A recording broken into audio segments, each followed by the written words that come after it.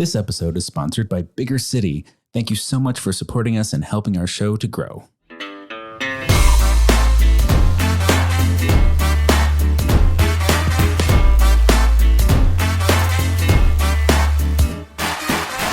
Hello and welcome to the Big Fat Gay Podcast, where we love talking about things that are weighing on our minds. My name's Don Marshall. I'm a big chubby guy living here in sunny Hollywood.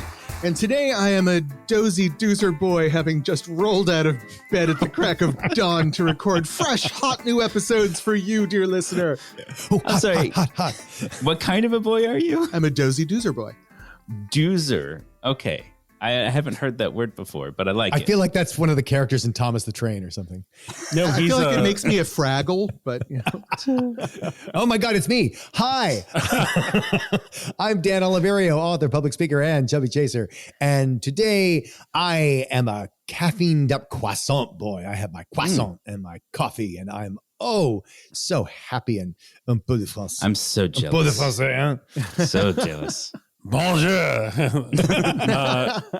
Je m'appelle Trevor Keyson.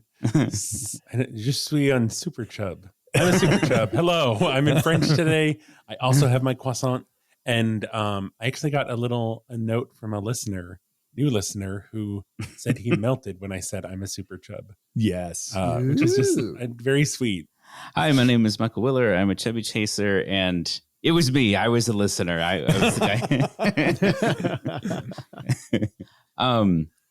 Welcome to the show, everybody. This is definitely not our second take of this episode. This is the original, and we're doing a great job so far. We're not going to go into the details of that first disastrous attempt that ended. Or we have to kill you. Every so often. But you get the new improved second draft, dear listener. That's right. We want to thank you if you are on our Patreon for supporting the show and keeping us going. I love how exclusionary that sounds. Like, if you're not on our Patreon, then fuck you. No thanks for you. I love all of our listeners equally. But yes, seriously, thank you very much. And to our sponsor, Bigger City, they've stuck with us. Look, we didn't know how long they were going to sponsor us for, but it's been a few months now. That feels like a pretty big deal. Yeah, we got to send some gratitudes there. Absolutely. Exciting news in the world of Big Fig mattresses. They've been an affiliate of ours. We've worked with them. We have a link on our website if you would like to purchase a mattress and support the show at the same time. They have a sale coming up, a Black Friday sale, but I think it's going to last into the holidays, if I'm not mistaken. Already started. It's already started. You can get $450 off of a purchase of one of their mattresses, which is, I believe, their biggest sale they've ever had. You have to use the code Big Friday, no space, just Big Friday, all one word. And if you go through our website, we'll have our affiliate link on our homepage. You can do both and support the show. It's really a generous offer, and we appreciate Big Fig. As Don has mentioned before, he's a huge fan. Yeah, I bought the mattress before they were affiliates. So I don't have a Big Fig mattress, so perhaps that's the solution to my sleeping problems. But anyway, thank you, Big Fig. And we also want to remind people, coming up very soon, I think just about a week and a half from the time this episode comes out, we have our Big Fat Gay Holiday Live Spectacular Hangout on Zoom. It's going to be on Sunday, December 3rd at 12 p.m. Pacific time. And I don't think we've mentioned this before yet. This will be an in-person live Zoom for us. I'll be back in town. And so if we wanted to, we might still be on separate screens. I'm not really sure. We haven't talked about how we're going to do that, but it's going to be a very exciting energy. We're going to release recipes for drinks that you can make beforehand. Trevor's got a secret giveaway planned that he hasn't told us. There's prizes. One of the prizes has already arrived. I think it's in the mailbox. We're very excited to see what they are. I'm intrigued. Also, Dan and Trevor do a holiday card every year. And they commissioned Bats Langley to do the art for it. And apparently this year was quite the impression. Yes. First draft, one and done, beautiful. Mm-hmm. And this will be revealed live at our holiday Zoom special on December 3rd. So if you want to check that out, it's going to be very exciting times, very exclusive. Yes. If you're not there, then really you've missed out. And what else we got? Oh, minisode. Trevor and Dawn are doing a minisode. What are you guys doing that one about? Fat jokes and basically like fat jokes by fat people, fat jokes for fat people, and fat jokes at fat people, and like how we feel about them as fat people. All fat people, all fat jokes, all the time. That sounds hilarious. Is it sliming? That'll be available on Patreon at some point in December. I suspect that might come out the week of Christmas, but TBD. We'll let you know on that one. Okay. Is that all of our housekeeping stuff out of the way? Okay. Start the band. Let's go careening onwards.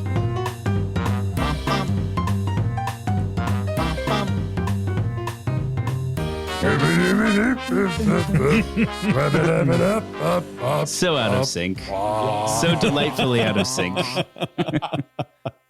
We can't help it. Look, like when you hear that music, you just want to sing along.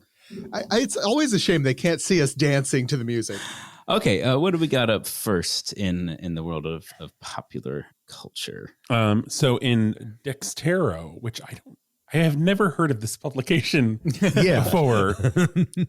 Hester Sunshine from Project Runway has an online shop where she sells, clothes, and they go up to size 6X, which is in her shop called size J.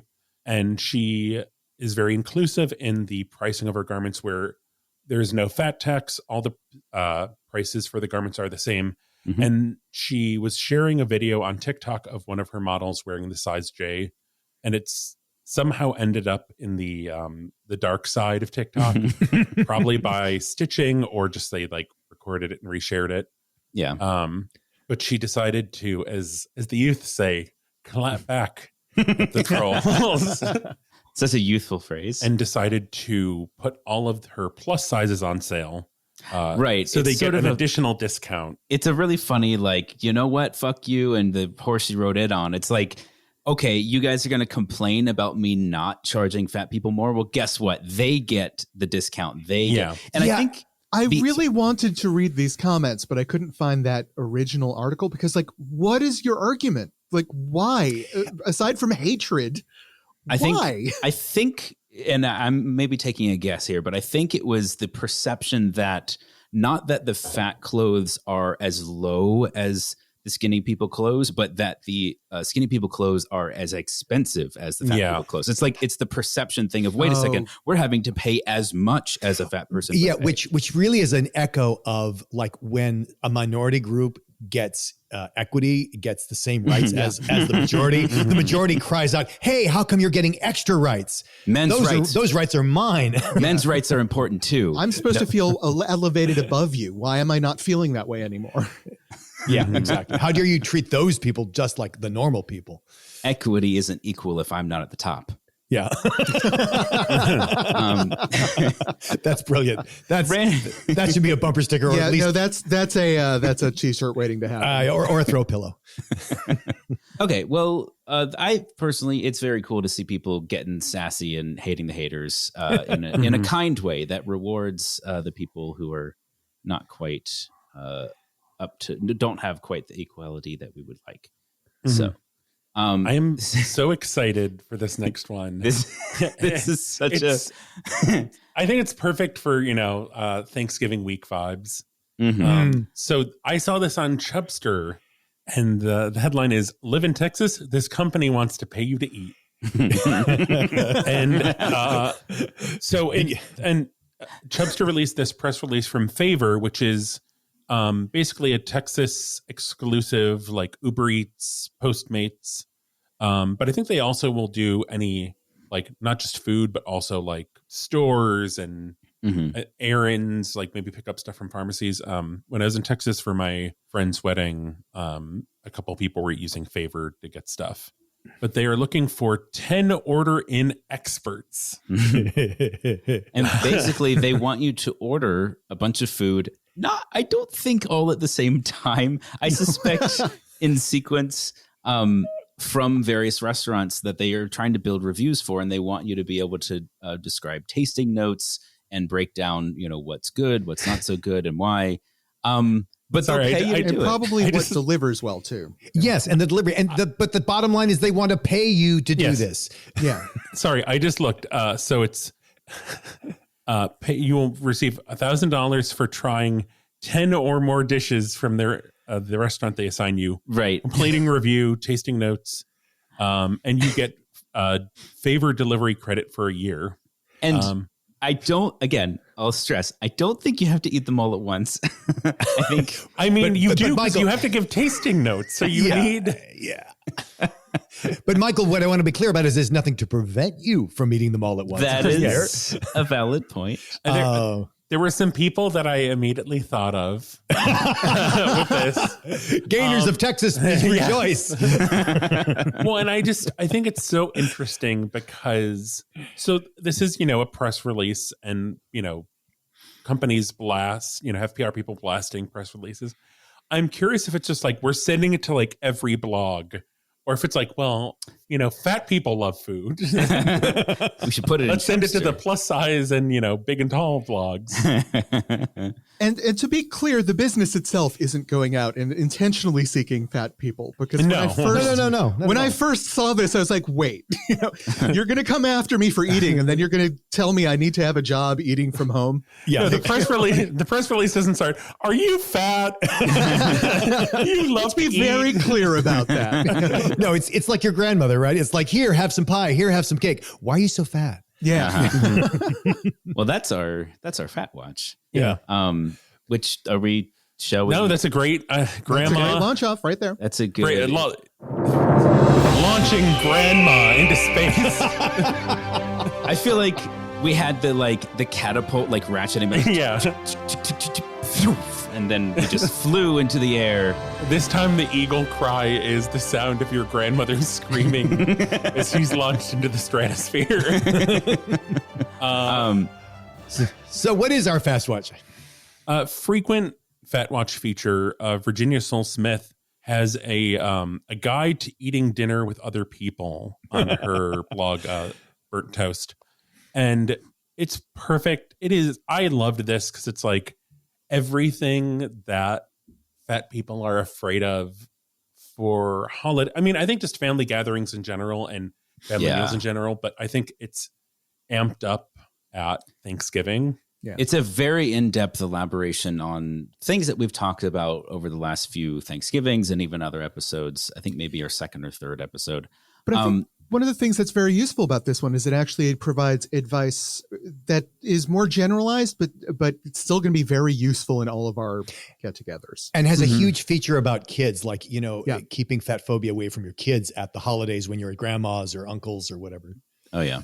The other thing that I really loved about this is it has a wonderful shout out to the work of Reagan Chastain, who is, my Fat World superhero who does all the research and stuff like that. And Reagan Chastain has a workshop that she's done it in the past, but you can actually, you can buy the video of that workshop that specifically addresses dealing with fat phobic comments during the holidays. And there's a fee for it, but there's also a pay what you can option. And so the article that we're mentioning has a link to that, which is really important, I think. One of the perspectives that I like that she shares is not just, the relationship to food and people observing you eat and making observations about what you eat and why you're fat and all that stuff, which is important and maybe the most relevant part. But for other people who might be preparing these meals or helping, if you're the primary if you're the host and you're putting the food together and you're sharing with everybody, there's a lot of pressure around food that's not just eating it, but also serving it to people. And what are you serving and why, and how much are people allowed to portion? And, do you feel the appropriate amount of gratitude for how much work you put into your meal? And there's just all of those guilt layers that come up around food that I think are certainly not unique to the United States, because we are sort of centering this around Thanksgiving, but it's really any gathering where you're all eating where together. feasting is central, especially. Yeah, and holidays tend to be very geared around that. My absolute favorite part of this is Virginia talking about the work of Corinne Fay, who's a neural anthropologist, about so people are commenting on your body, whatever, and the response of, wow, it's so interesting you're commenting on my body. I love that. I love that so much. And the thing of like, yeah. it's so interesting you won't let yourself eat chocolate, because that's such, I love that, because it's like such a like, I feel like there's like, it is such like it's the perfect response, but also there's like a level of shade to it. It's very sassy. But also it forces the conversation into a perspective where you have control over it. Yes. And there's this, I also thought that was interesting. Like, it separates from the way I speak, which is going to be kind of a slap in someone's face when I use that, in that, like, we're going to address this now. You're not talking with me anymore. We are ready. Like, I am armed and ready for this conversation. Well, let's go. I don't think it rearms. What I love about it is it changes the subject. The subject is no longer your eating, but the question. It is a change of subject that is such beautiful conversational jujitsu. Yeah, I was going to say. And I've picked it. I've chosen, and I'm ready. I'm sorry. I'm ready. Yeah. I'm not letting that go, Dan. I'm ready for this. I got it. Don's got his bandana around his head and the grease paint and the gun. If you hear me say those words, I have just strapped on my Rambo bandana. I've got my rocket launcher on my back, and I'm ready to go.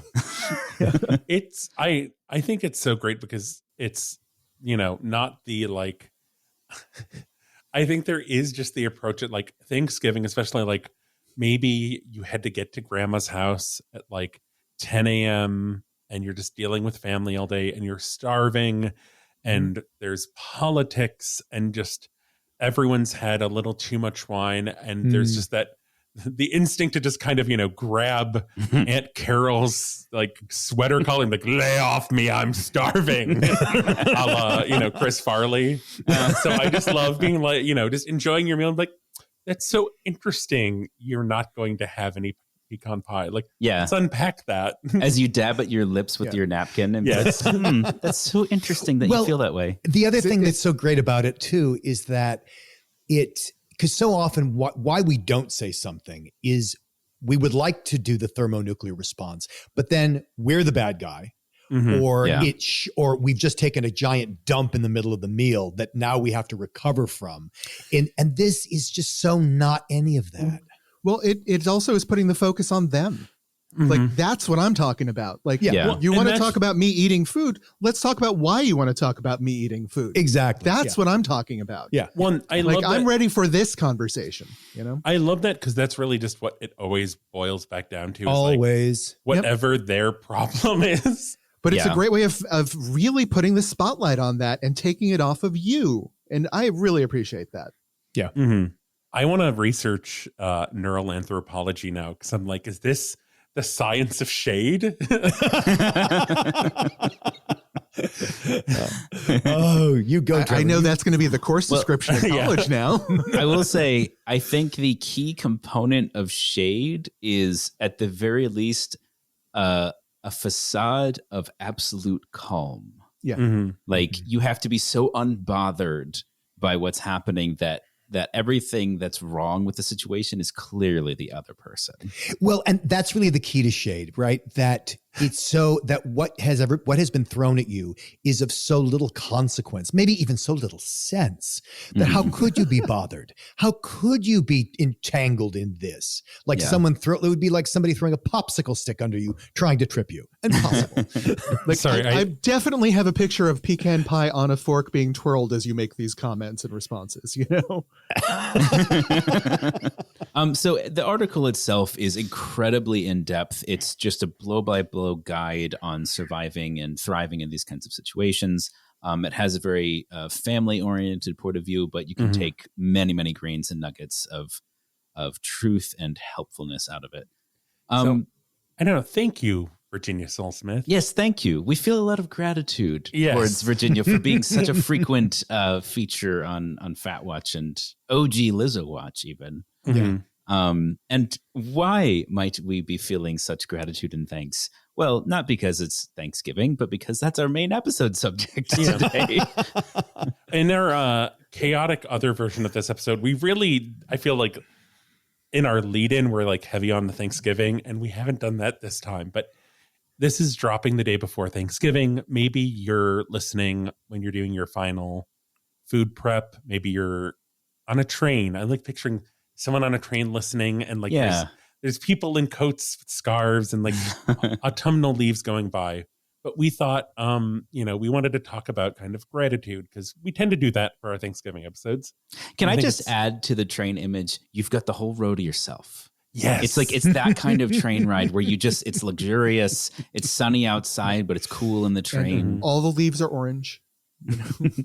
All the leaves. That's just what I thought of, Michael. Anyway, sorry, Trevor, I interrupted. No, and instead of, you can still order a pumpkin spice latte, but you don't.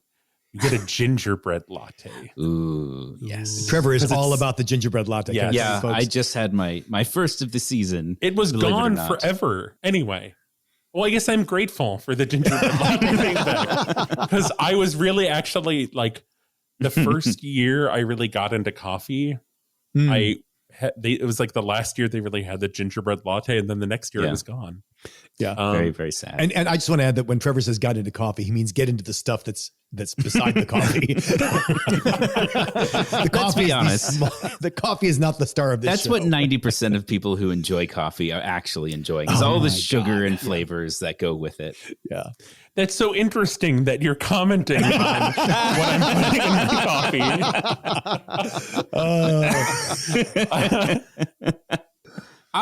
I'll start us off with one. We were talking about, if you're the preparer of one of these meals and hosting. And my older sister, Thanksgiving is her favorite holiday, favorite time of year. The whole family comes over to her place, and she just goes all out. She's a brilliant cook. She has like a multi-course meal fully planned to the nines. She starts prepping a week in advance. She puts so much work into it. And it's so funny because by the time we actually get there, it's like, what can I do to help? And she's like, honestly, I've done most of it already. Like there's not a lot for you. Enjoy. And she'll do something so extra, like making homemade pumpkin cinnamon rolls for breakfast on the morning of Thanksgiving with like artisan bake. It's like she just I'm just envisioning like, oh, Michael, I don't need help. That was what October was for. Yeah, basically.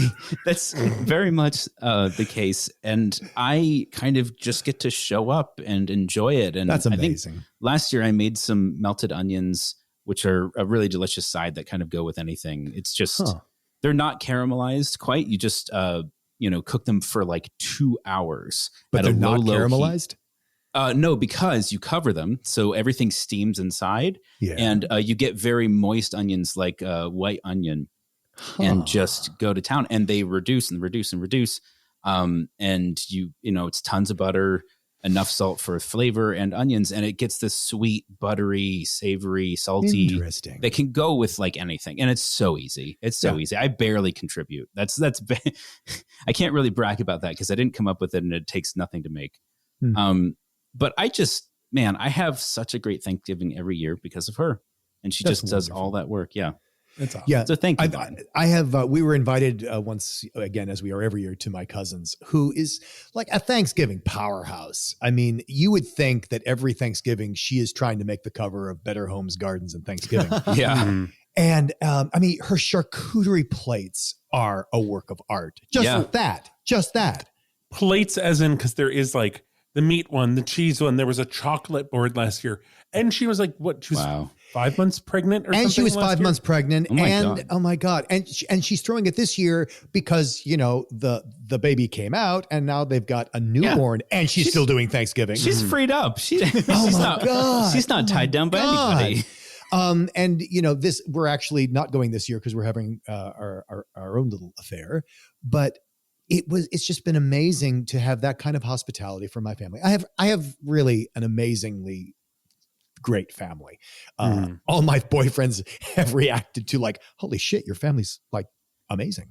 No, there's always moments where in any other family, it's like that moment where someone steps on a landmine and there's like that pause and like, it's just everyone's like, oh no, it's about to start. Click. Yeah. And that happens because there will be something and there will be like a slight pause. And I think it's just like,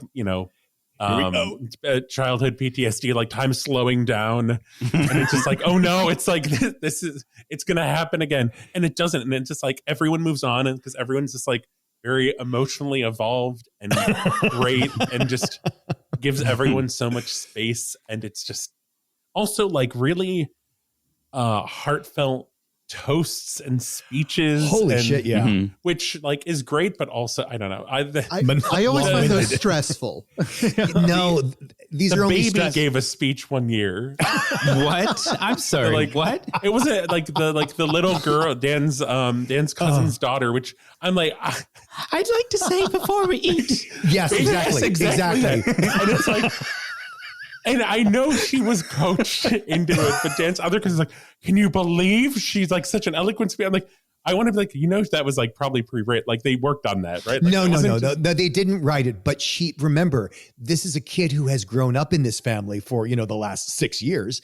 And so it just comes out of her like that. I mean, yes, there might have been a coach. There might have been a coaching like coaching. I'm sorry. Yeah, but she's also, the girl's a little performer. And I think it was like, she's going to rise to this occasion. What do we believe? Was Shirley Temple coached Dan? I mean, to a large extent, not. Like you can't, I promise, Michael, if you'd had the same coaching, you wouldn't be Shirley Temple today. That is very, very, very true. I had an experience yesterday that made me very happy. I'm glad we got delayed because now I can use this as my gratitude instead. Good. I had some friends over yesterday to play some games. And normally I've talked in the past, my family shares food to show love. Right. That's one of the things we do, which is kind of ironic because the other half of the family condemns people who eat food to show love. It's very I love you so much. Experience. I love you so much. You should stop eating. Yeah. Yeah. The whole thing here, I made this for you. Why are you so fat is basically a war cry in my family. Yeah. But exactly. Yesterday when they came over, I rather than providing the store-bought treats and stuff that I normally do, I actually had made a batch of cookies from the day before, and I'm very proud of my cookies now. I have managed to develop my own sort of combo, and these are mine, and I produce them, and I put them out, and I just mentioned they were there, and I noticed over the course of the day, like a friend would grab one, then another friend would grab one, and they would keep going back, and just they shoveled down more cookies than this group should have been able to shovel down, with such joy that like I made that joy, right? Mm. And that's one of the things that the article we talked about earlier in the article is acknowledging the experience of the people who are providing the food for you, yes. right? Mm-hmm. Like Michael's sister, she doesn't just put all that work in for herself, right? She is doing this as an act of love for you. And your enjoyment of it is part of that experience, right? So that's one of those things that always drove me crazy at Thanksgiving, when you have these people who've provided this amazing food and someone at the table insisting you should have less of it and enjoy less of it and distance yourself from parts of it. But yesterday was the first time I was able to be the food provider, where I was able to create something from scratch that provided that much pleasure for people. And that was a lovely, lovely thing. And I look forward to doing that again in the future. So that's great. Yeah, absolutely. Yeah. I that's why I've taken up cooking to a degree, because I never really did that before. And then my partner and I just started kind of experimenting with cooking. Like, why not? This seems fun. This was like during quarantine, so there was nothing else to do. And it was very much that like, oh, I had no idea this could be, such a, heartfelt experience. Yeah, be rewarding beyond the tongue. Like this is warming my heart, not just my tongue. Which I think, echoes back to, not to drag us into the mud again, but I think that echoes back to the article we're talking about, where it's not just, oh, you should enjoy less of this. It's not just, oh, you shouldn't have this joy that's being dished out. It's that you are not entitled to this joy. Other people are, but you're not. Mm-hmm. And that is insidious. Yeah. Trevor, do you have a particular... I don't know. So, I mean, there's always the like icky, sweet, like Dan, and really just kind of like this year was really well, no, because like I think this year, in terms of like this year and us kind of doing a lot of like getting back into the world and relearning that and navigating new things, like the whole like we, you know, as in our behind the scenes video, you can get the full story of wheelchair assistance with our New York trip. And just, I don't know, navigating these things together with grace and like acknowledging that we're both figuring these things out is really great. And like being able to have a partner who is like really good about that, because I know that there's a lot of guys who could not handle the whole wheelchair assistance ordeal. I think it's, and I love that, Trevor, and thank you. I just, I love us with that whole dynamic. And we are kind of still figuring it out. And another thing that we figured out that is kind of the opposite of that is, we can also travel separately. Yeah. The fact that you were okay with me disappearing to Spain for a little while was just such a gift to me that you were okay with that. And granted, you didn't want to go to Spain, and that made it a lot easier. But there's that, which is great, you know, but you didn't, in being a couple, figuring out ways to do stuff together when you are such an asymmetrical couple as we are, but also being, you know, giving each other the gift of being able to do things separately, which is also wonderful. I've had a similar but different experience as well. This year has been a struggle year for me for, you know, a couple reasons. Like there's some confusing health stuff going on that has left me very sort of like just like slow and kind of disengaged a lot of times. And this year has been a year of, you know, I usually hold myself to a very high standard of getting shit done-ness. Like I have hobbies that require a lot of engagement and a lot of creativity. My work has a lot of pressure and creativity and delivery to it. There's, you know, it's just a lot of activity. And like, if I'm not doing this one thing, if I'm waiting, then I got to add something new to replace it. And I've got to keep myself busy. Can I just say that is the opposite of what you'd expect from an introverted ADD person? Like that is the absolute opposite. Well, perhaps, I don't know. I break all the rules. Break all the rules. But this year, my partner and I have really made a point to just take it slow and to really just slow life down to the pace that we need it to be. Yeah. I've let a few of my hobbies drop off, whether by choice or not. It's just happened that way. And, you know, we'll just like get dinner, make dinner every night, watch, you know, 30 Rock or a movie, and just like have these really chill evenings that don't need to be, you know, they don't have to have that typical Michael level of like, well, if we're not creating something, if we're not producing something, then what are we doing with our lives? You know, and I feel like in some ways I've learned that from him, but also this year has just been a year of enjoying that, not feeling sort of forced into it, but also just like relaxing into a routine while I kind of get through this period of trying to figure out what's going on with me. So I in a similar but different, I just appreciate that dynamic of figuring things out together. Yeah. Well, as the one who is unpartnered in the group, I'm going to offer up a slightly similar gratitude of this. Like Michael, this has been a very rough year. This has been a terrible year for me. And I have been very grateful for, you know, it's a year I could have gone through alone, but I had friends who stepped up this year. And, you know, be grateful for the people in your life who show that they're meant to be there. You know, really be grateful for that, because that's one of the things that will get you through the end of the year. Be and express, I think is a big one. When you know, and if you feel uncomfortable or a little weird about it, you don't have to say it to them, but just like finding a way to kind of say out loud, like, man, this is something I have in my life and this is really amazing. And I like it and I appreciate it. It's similar to what we were talking about, like, you know, to show gratitude to the person who provided you that food for that feast, show gratitude to the people who helped you reach the end of the year. That's important. And I think for a lot of people that could be weird. Like, well, I'm not going to like write a thank you note. That's not what I do. Well, I promise you there is something that you do that is like whatever your love language is, whether it's reciprocation or verbal or whatever it is for Gifts. Yeah, you know what it is. It's whatever you do well. You like showing people affection or acknowledgement or gratitude in a particular way. Do that. Yeah. Well, do we have a tip for this week? I think we do. Just wanted to reiterate our big fat Black Friday sales. So I just reminder again about Big Fig with their Big Friday promo and $450 off a mattress, and you can use our share a sale link for that. So consider that.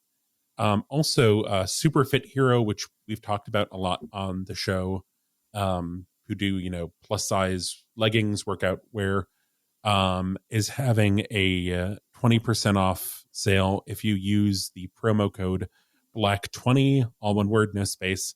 That's already started. It's going to go through Black Friday, maybe Cyber Monday. I don't really know how long both of these are going. So get a mattress, get some leggings. I actually got some, I normally use their like legging shorts for working out. But before this promo started, for New York, I got some of the long leggings, and those were really great. I was going to say, do you want to share that as a tip, Trevor? Because you've been using leggings the way other people might use jeans or long pants.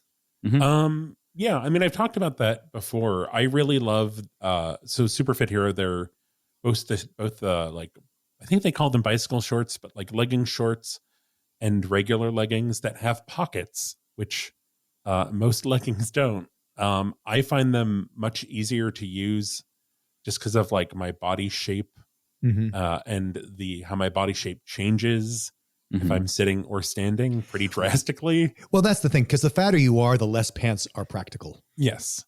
So I think they're great bottoms. And I actually got like a comment from a chaser who saw us, I guess, at a piece of theater we saw earlier this year, messaged me and talked about how stylish I am, which I wouldn't really think I'm stylish, but... Oh, you are. Oh, baby, you're so stylish. Okay. You definitely are. Oh, well, thank you. I feel gratitude for that because I feel like clothing is very inaccessible to me, and I have a hard time, putting together things I like, but I'm glad that I have the appearance of being stylish. Well, and the effort shows. Yeah. So those are a couple great little tips for you. Sometimes we have no tips. Sometimes we have 2 tips. I'm excited for bits. We do have bits. And since our episode today dealt with feasting, I thought that it would be appropriate for our bit to delve into the 12-course meal. Yes. Oh, my is God. Very traditional in many European backgrounds. 12. Well, because of the 12 days of Christmas, the 12 apostles. Yep. 12 there, apostles. and there is actually a course order for a 12-course meal that things are supposed to go into. Oh, I believe it. There is indeed. So we will drift through them. We're going to skip our amuse-bouche. We're going to skip our hors d'oeuvre course, and we're going to move on to course 3, soup. I love soup. In a tradition that dates back to Edwardian period of England, each of our 12 courses would be paired with some sort of beverage, usually alcoholic. While most sommeliers today would suggest a white wine or red wine to pair with your soup course, what was the traditional drink served with soup in history? So in Edwardian England, would soup be paired with 1, beer, 2, sherry, 3, water with lemon or ginger, or 4, soup is a liquid course and would not be served with a drink? Oh, I feel like they must have had alcohol. I'm going to say sherry. I think maybe sherry also. I don't know, but sherry sounds about right. I'm tempted to go with sherry or nothing. I just feel like if there's a chance to have alcohol, people just, I don't know that people were restrained about that. On our cutting room floor, the last episode, someone commented, always go with Trevor. Yeah. Yeah, that's and true. And what did Trevor say? Sherry. He said sherry. Well, I can't pick that. I mean, after all, we're a married couple. I have to differ. I just for fun, I'm going to go with the flavored water. Okay. Well, the correct answer is in fact sherry. Sucker. But if you think about it for a goddamn second, time. think about how many European soups incorporate sherry into them. That was actually the reason why sherry was the drink in this course, was because what they would do is they would take a sip of sherry, take a sip of the soup, and then they would pour some of the sherry into the soup to show how the sherry opened up the course. It would. Yeah. Interesting. Yeah. So moving on to our salad course. Let's take a moment to appreciate this most unappreciated of courses. While most people think of salad as an extra thought, something on the side, someone actually had to be the first person to pile raw vegetables on top of each other and season them with oil, vinegar, or other toppings. There had to be a first person. So which was the first civilization that really invented what we think of as salad today? And what did its name mean? Okay, 1. Ancient Egyptians. Their word most likely meant of the earth. Okay. 2. The ancient Greeks, and the word most likely meant salt. Or 3, the ancient Romans, the word most likely meaning slave fare. Or 11th century Vikings, and the word most likely meant not meat. Huh. At the Who do you risk think of going invented before salad? Trevor, I'm going to guess Romans, because that sounds like I don't know, the wording of like peasant food. Yeah.